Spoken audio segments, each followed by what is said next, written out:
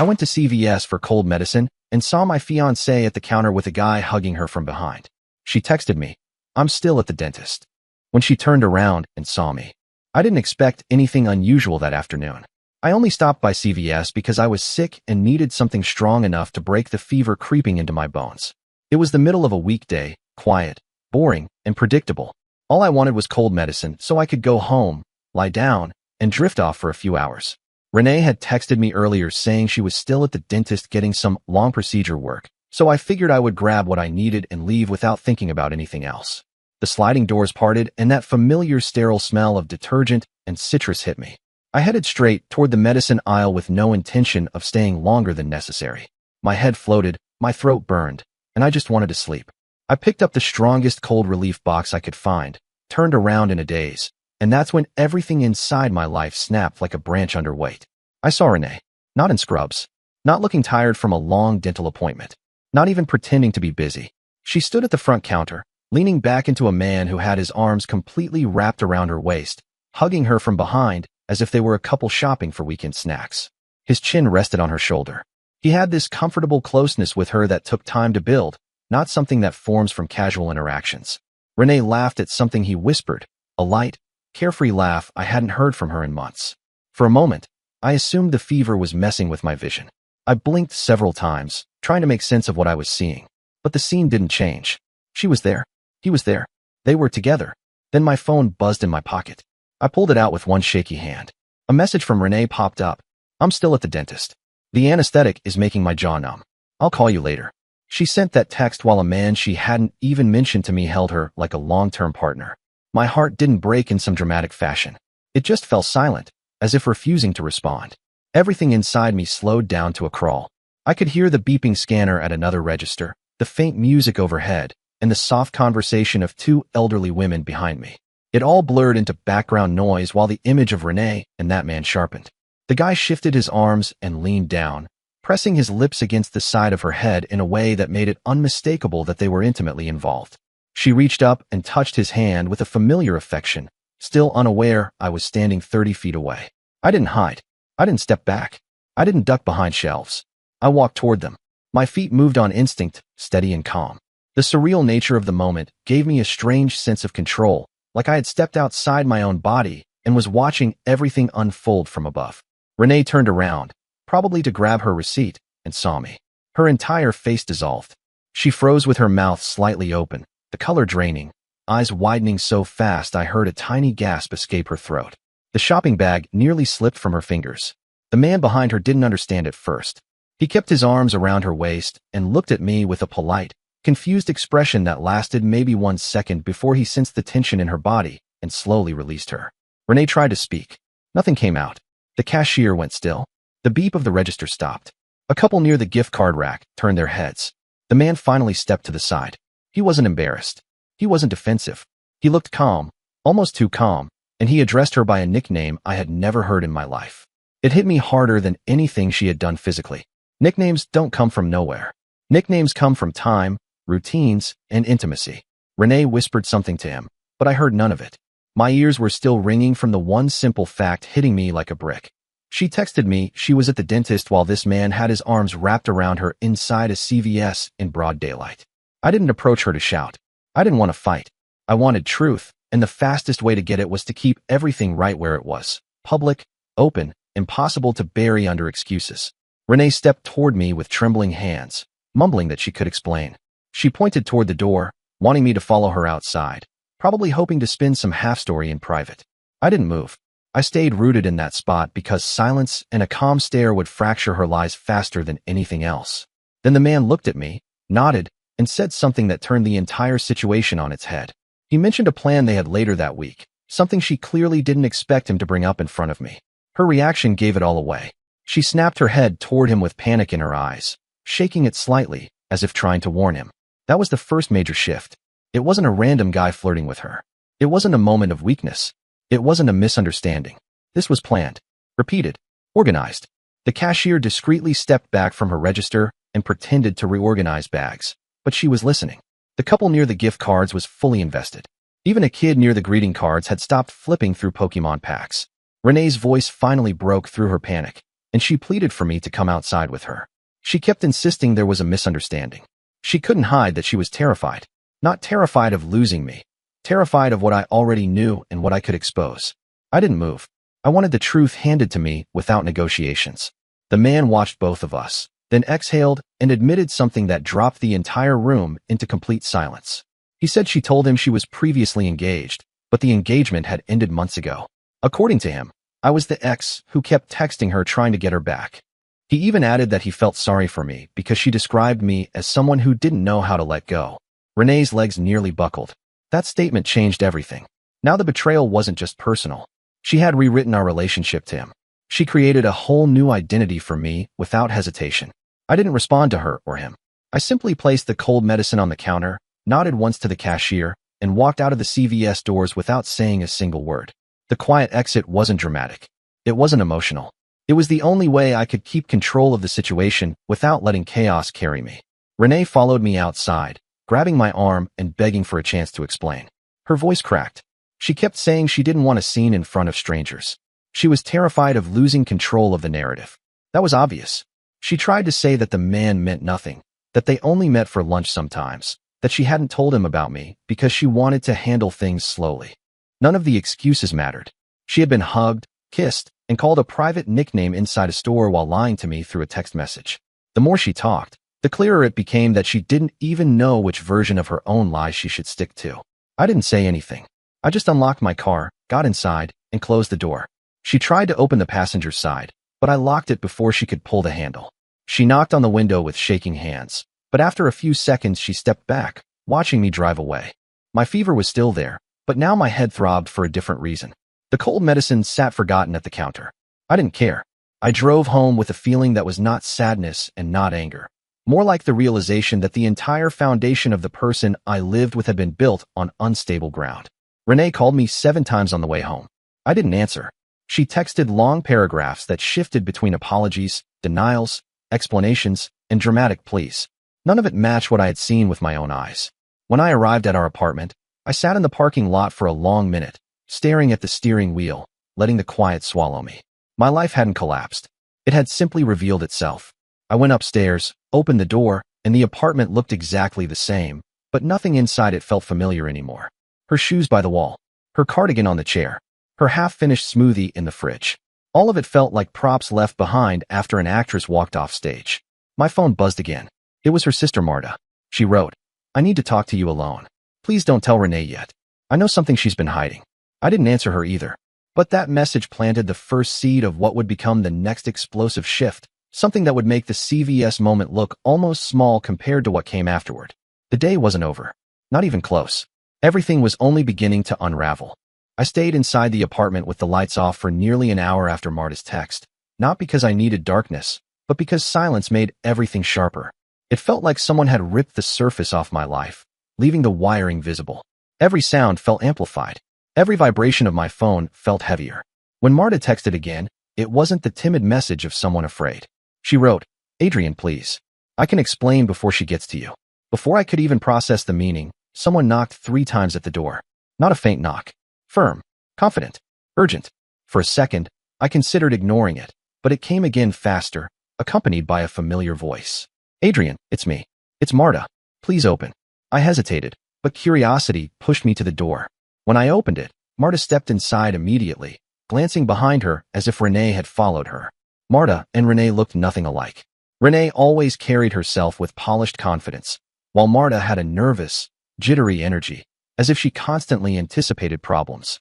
Her hair was tied in a messy knot, and she clasped her hands as she paced the living room. She didn't sit down. She didn't breathe. She just spoke. "You need to know something." Today wasn't the first time. Her voice didn't shake from guilt. It shook from exhaustion, like someone tired of holding a secret too long. I didn't interrupt her. She didn't need encouragement. The words spilled out of her with the momentum of someone who had rehearsed this confession many times. "She cheated before," Marta said. "Before you even got engaged. Before you moved in together. She told us she ended it, and we believed her because she promised she was serious about building a future with you. She begged me not to tell you. And my parents made me stay silent because they didn't want to lose the support you gave her." It landed with a heavy, bitter clarity. The CVS encounter wasn't an isolated betrayal. It was part of a routine. Marta sat down finally, placing her elbows on her knees as if she'd been running. Adrian, she's not going to tell you any of this. She's terrified you'll leave before the wedding because she told our parents everything was perfect. They're relying on her financially. She made herself the center of everything. If she collapses, they collapse too. I didn't speak. I only watched her, letting the pieces of the picture rearrange themselves. Marta went on. She didn't go to the dentist. She hasn't gone for weeks. She was with that man. His name is Jonas. I met him once when she accidentally introduced him to me as a family friend. He's not a family friend. They've been meeting for months. Her honesty didn't feel manipulative. It felt like a dam finally bursting. But her confession wasn't the twist. That was just the entry point. The twist hit when the door burst open behind her. Renee didn't knock. She didn't pause. She just barged in with wild eyes, flushed cheeks, and breathless panic. She slammed the door behind her so hard the picture frame above the shoe rack rattled. She pointed at Marta immediately, her voice sharp. Why are you here? What did you say? Adrian, she has no right to. Marta stood up at once, no longer timid. I told him the truth. He deserves the truth. Renee's voice cracked with fury rather than shame. Get out. Get out now. No, Marta said, stepping closer. You think you're protecting everyone, but you're only protecting yourself. I stood there between them like a wall neither of them wanted to climb. The tension spread across the room, thick and suffocating. Renee turned to me, trying to regain control. We should talk alone. Please. She's only telling you things out of jealousy. Marta immediately snapped back. Jealous of what? You think everyone is jealous of you? No one is jealous of losing a good man because they can't control themselves. The room burst into an argument, not heated yelling, but heavy accusations delivered with precision. Renee claimed Marta wanted to ruin her life. Marta claimed Renee had been playing both sides for years and dragging the whole family through the mud. I stayed silent, letting them unravel themselves. Silence is louder than shouting. Eventually, Renee tried to approach me, but I stepped back and that small movement broke her posture. She froze mid-step, realizing how far the distance between us had grown in a single afternoon. Adrian, she whispered, give me a chance to explain. Marta interrupted again. Explain what? That you lied to Jonas about breaking up months ago? Or that you told Felix you were living alone? Or that you've been using the dental clinic as your excuse to disappear? I didn't catch the name at first. Felix. That wasn't the CVS guy. I stopped Marta. Who's Felix? Renee's face drained faster than at CVS. I don't know who she's talking about. Marta let out a tired, frustrated laugh. She does know. She knows exactly who Felix is. Renee lunged forward and grabbed Marta's wrist hard. Marta shoved her back and Renee stumbled. The tension erupted physically now. I stepped between them. Renee regained her balance and shouted, You're trying to destroy me, Marta? Why would you even bring up Felix? That was enough. The truth slipped. Felix, I repeated. Renee covered her mouth, realizing she had confirmed exactly what she tried to hide. I said nothing. I didn't need to. Marta sighed, tired of carrying it alone. Felix is the reason she stopped going to your work events. She met him before Jonas. He's younger. She told me it was temporary. She said it didn't mean anything, but it continued even after she started seeing Jonas. The betrayal wasn't a single line, it was a web. Renee broke down into frantic explanations. She claimed Felix pursued her. She claimed Jonas misunderstood her. She claimed none of them mattered. She claimed she was confused. She claimed she was stressed. She claimed anything that might soften the impact. But it wasn't confusion. It was coordination. The truth was scattered across her excuses like broken glass. Eventually Marta stepped out, saying, I've done my part. She left without another word.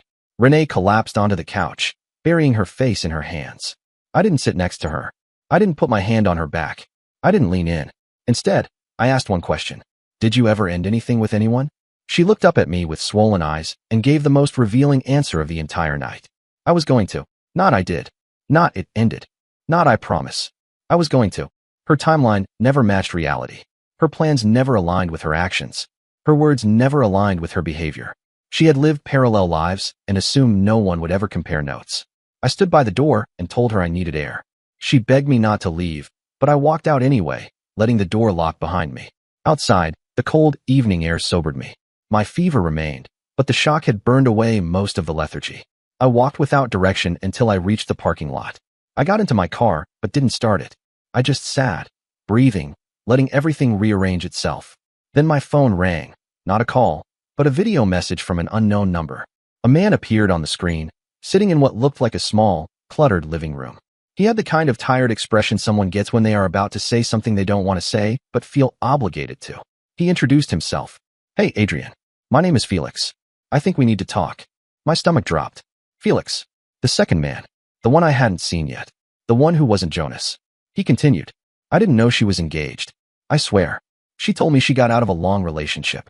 I only found out because she came to my place today screaming at me, blaming me for something. She was furious. I recorded it in case she tried anything. I'm sending it to you.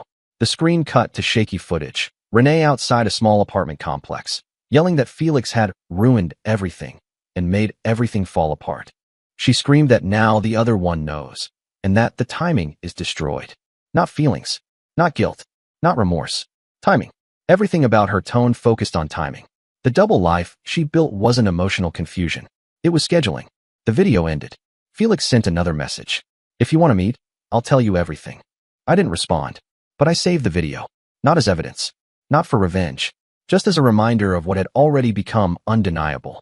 I sat in the car until midnight before going back inside. Renee was still on the couch, looking broken but calculating. She tried to get up when she saw me, but I lifted my hand and she sat down again. I told her I needed space. Real space. Not an hour-long walk. Not a cooling-off period. Physical distance. She begged me to stay until the wedding to avoid family humiliation. That sentence was all I needed to hear. She wasn't fighting for me. She was fighting for her image and financial stability. I packed a bag, took my keys, and left. She followed me down the staircase barefoot, pleading, crying, clutching the railing as if losing balance. When I reached my car, she grabbed my arm. I peeled her hand away gently, got inside, and closed the door. She stood there in the cold, watching me pull away. But even in her tears, there was calculation behind her eyes. Because she knew the collapse had already begun. And when people who manipulate for a living start losing control, they don't fall quietly. They drag everyone with them.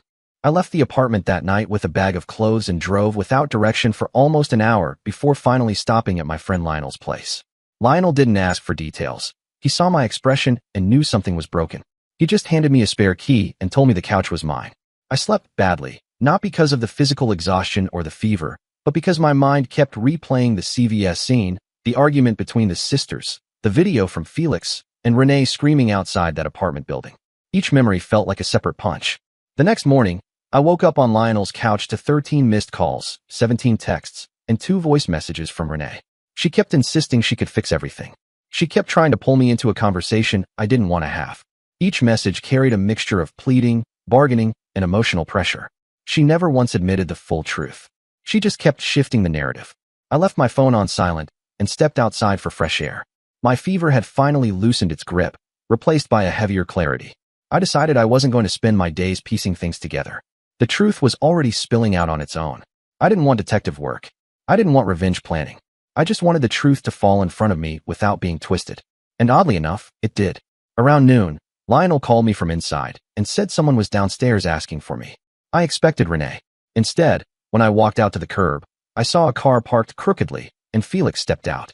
He looked younger than I expected, maybe 24, with an expression caught somewhere between embarrassment and frustration. He didn't approach aggressively. He approached like someone carrying something heavy he wanted to drop off and be done with.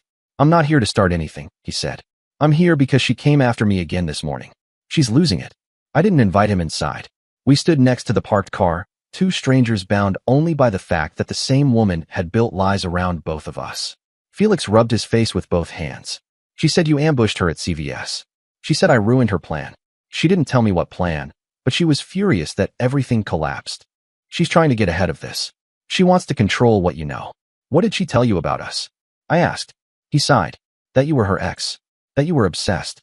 That you wouldn't let go. Hearing it from him, calmly, quietly, made it sink in deeper. Renee hadn't improvised. She'd rehearsed. Felix swallowed hard and said something that changed everything again. She asked me to stay quiet about seeing her. She asked me to pretend we were just friends meeting for advice. I told her no.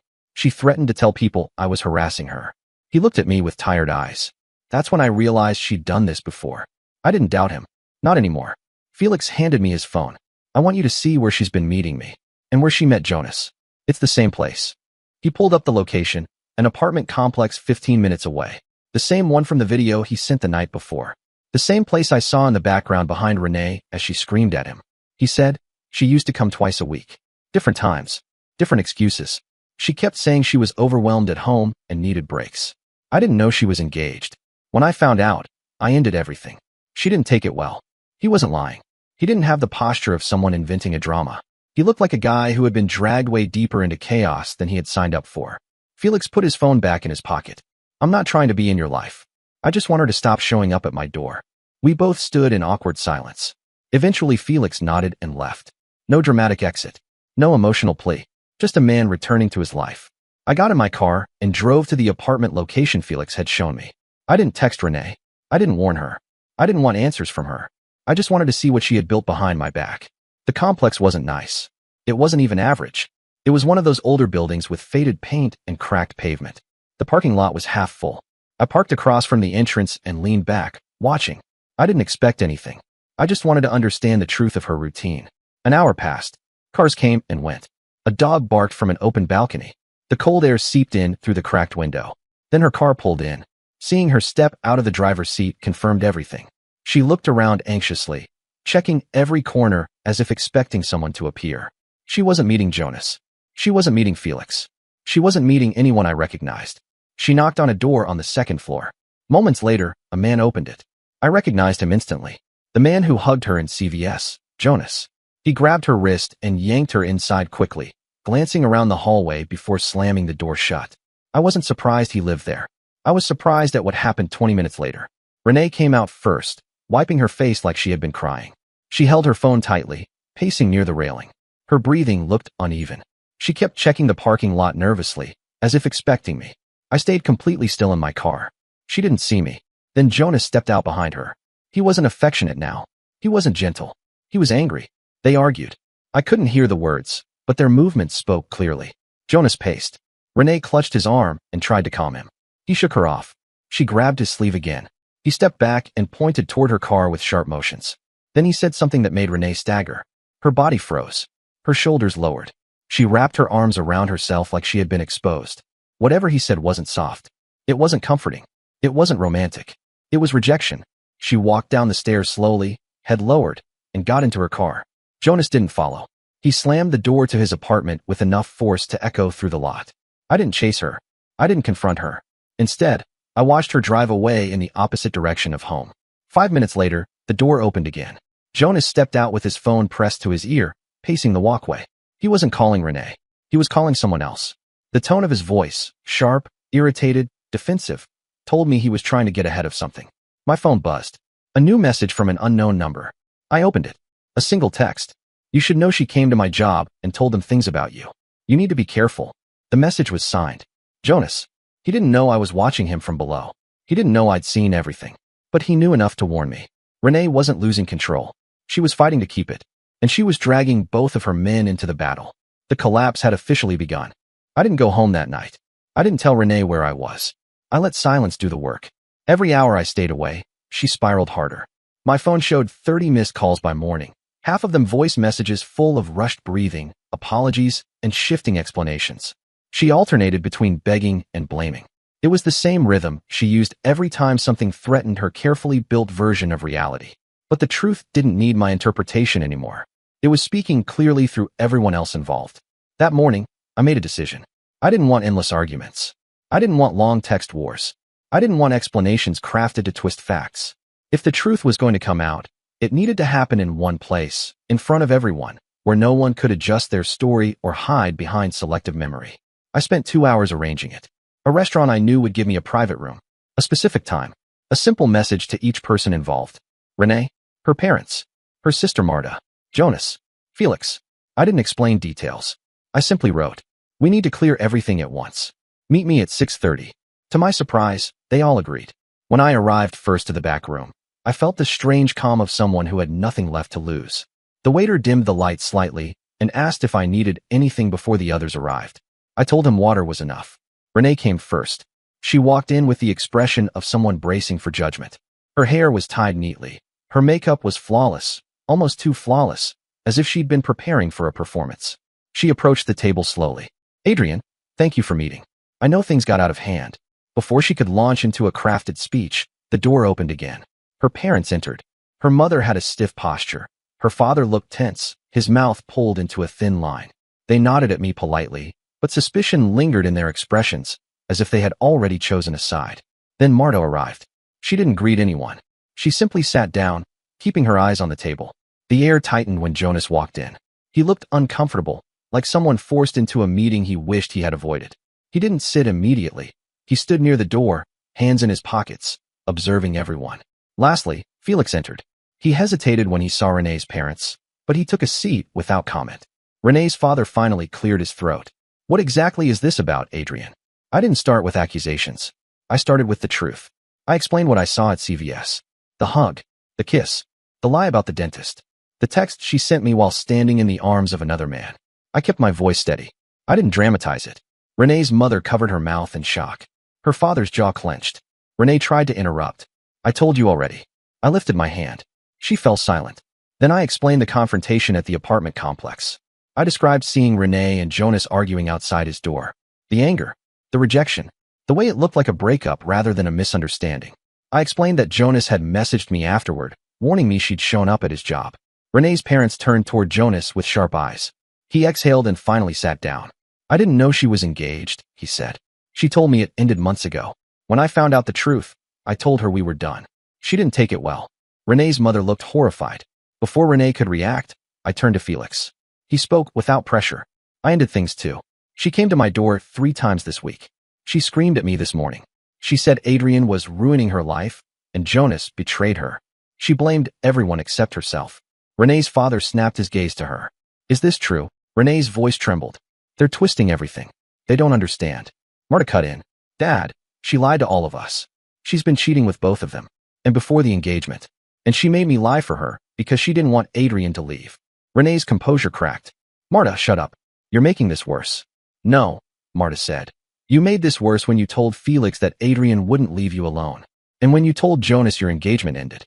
And when you told Mom and Dad everything was fine while you were living behind everyone's backs. The room erupted into overlapping voices. Renee's mother demanded answers. Her father asked when everything started. Jonas defended himself. Felix explained his involvement.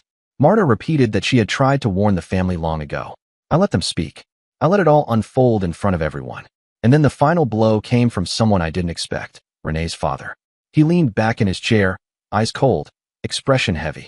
We borrowed from Aunt Brenda for the wedding, he said quietly. We agreed to her terms.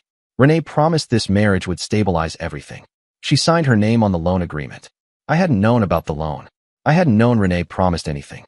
Her family kept that hidden carefully. Renee's eyes widened. Dad, don't. He cut her off sharply. You said everything was solid. You said Adrian was committed. You said this would secure the family. You said you just needed us to trust you. Now we find out you haven't been faithful. You lied to both men. You lied to us. And you jeopardized the wedding we can't afford to cancel. Her mother looked like she wanted to cry. Her father looked betrayed in a different way than I did. Not as a partner, as someone who backed the wrong successor. Renee reached for his arm. He pulled it away. Renee, he said, you destroyed this. The room fell dead silent. Renee snapped. Not emotionally, defensively. She turned to me. Why are you doing this to me? The question didn't anger me. It confirmed everything. I stood up slowly and placed the engagement ring on the table. The small sound of it touching the wood echoed through the room like a closing door. I'm not doing anything to you. I'm ending what you already ended yourself. Renee broke completely. Her knees buckled and she slid onto the chair, hands shaking violently.